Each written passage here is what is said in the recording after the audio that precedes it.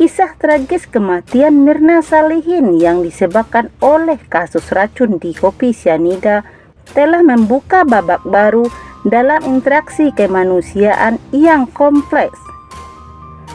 Belakangan ini, Edi Darmawan Salihin, ayah dari Mirna Salihin yang menjadi korban pembunuhan, tiba-tiba memohon maaf pada Okto Hasibuan, pengacara terpidana Jessica Wongso.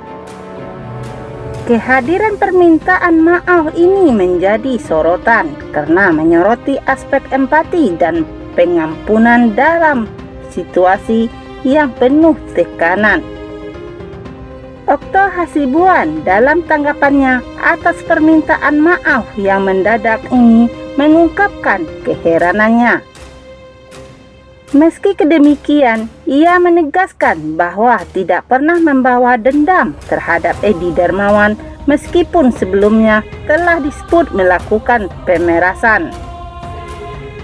Okto bahkan menyatakan telah memaafkan tanpa perlu permintaan maaf tersebut. Dalam beberapa podcast saya disebut melakukan pemerasan oleh Edi Salihin. Namun sungguh saya tidak merasa dendam. Jadi tanpa permintaan maaf pun saya sudah memaafkan sendiri, jelas Okto Hasibuan. Okto juga menyatakan bahwa jika tuduhan atau fitnah yang dilontarkan oleh Edi Darmawan membuatnya merasa lebih terhibur setelah kehilangan anaknya, ia tidak mempermasalahkannya.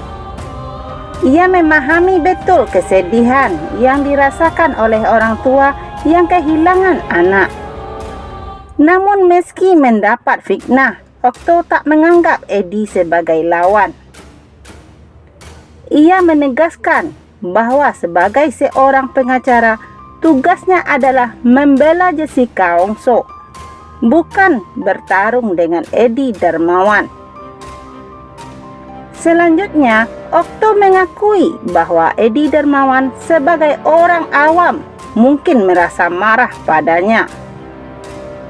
Namun ia menegaskan bahwa ini bukanlah persoalan pribadi yang akan membuatnya memendam dendam. Di sisi lain, Okto Hasibuan menyoroti pentingnya dialog terbuka dalam kasus ini. Ia berharap Edi Darmawan akan membuka pintu diskusi untuk memahami lebih dalam penyebab kematian Mirna Salihin.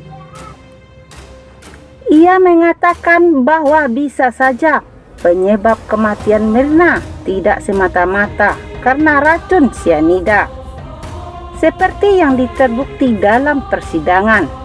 Tak hanya itu, Edi Darmawan sendiri mengungkapkan rasa malu atas tutur kata yang kurang baik dalam interaksi sebelumnya.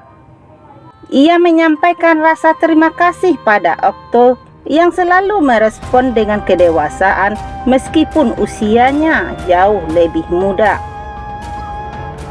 Edi bahkan berniat untuk tidak lagi muncul di media terkait kasus yang menewaskan putrinya.